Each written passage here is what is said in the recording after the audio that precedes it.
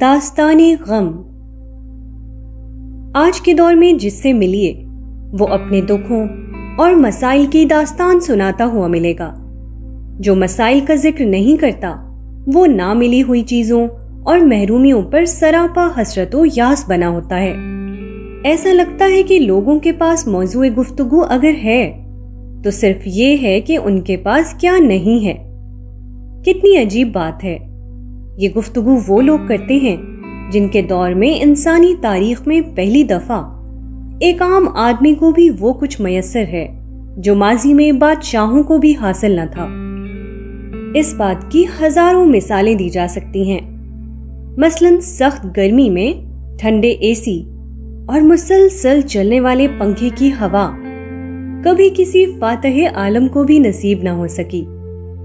ہزاروں میل کا سفر چند گھنٹے میں طے کر کے مکہ پہنچنے کی سہولت کبھی کسی پیغمبر کے حصے میں بھی نہ آئی، مگر آج کے ہر انسان کے لیے یہ معمول کی بات ہے۔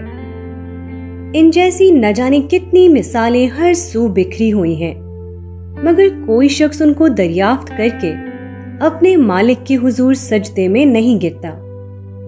کوئی نہیں جو روتا اور گڑ گڑاتا ہوا یہ کہے کہ پروردگار تو نے مجھے وہ آسانی دی جو کسی بادشاہ کو بھی نہ دی اور نہ اپنے عظیم نبیوں کو عطا کی۔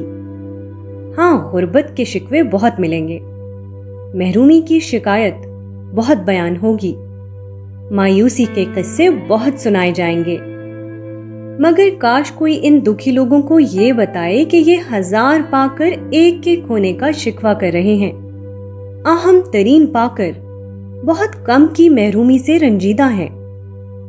کاش یہ لوگ اس حقیقت کو جان لیں تو ان کے دکھ کے آنسو شکر گزاری کے موتیوں میں بدل جائیں گے، ان کی محرومیاں احسان مندی کے لہجے میں ڈھل جائیں گی۔ پھر ایک روز خدا انہیں ہمیشہ ہمیشہ کے لیے اپنی ختم نہ ہونے والی نعمتوں میں بسا دے گا، جہاں کوئی دکھ ہوگا نہ کوئی محرومی۔